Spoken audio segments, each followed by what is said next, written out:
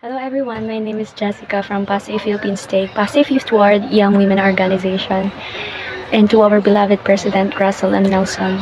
We love you so much and happiest birthday to you. And we love you and we thank you for inviting us all to extend our gift of love to you for your 100th birthday. And I remember someone like you, like President Nelson.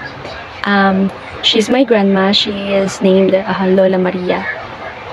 Lola Maria is actually not my biological grandmother, but when we were kids and my mom was still alive, she used to treat us as real grandkids.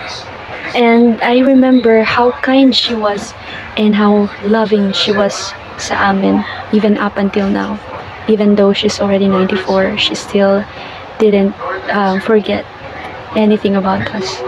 And when a few months ago when I visited her, she is already bedridden, by the way, because of her circumstance and her age.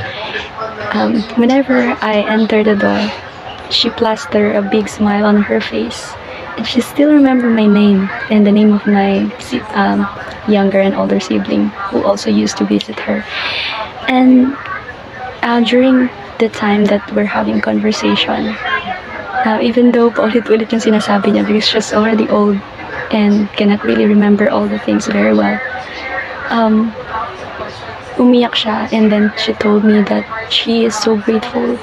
She felt that the Lord sent us for her to be able to feel that she's not alone, because oftentimes she feels really alone kasi hindi na masyado siyang nabibisita ng mga apo niya, mga kamag-anak niya.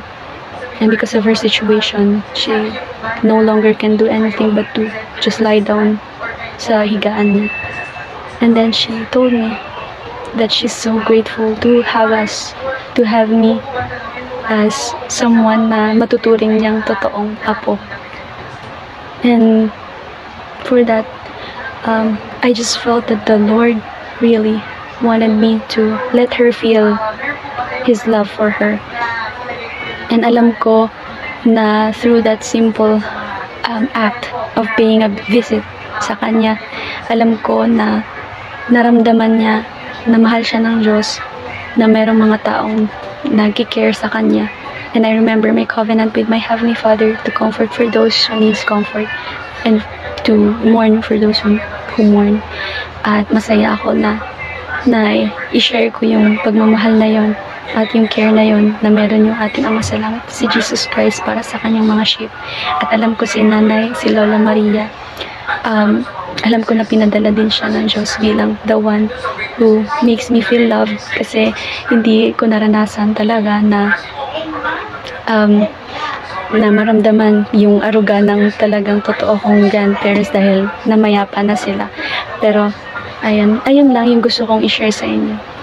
And I hope that every one of us will be able to extend that love to the one that needs the love of our Savior Jesus Christ as well.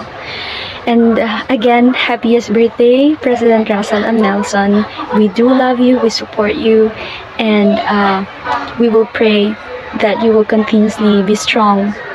At mahal na mahal ka namin, ganun din si Ama sa Langit, si Jesucristo.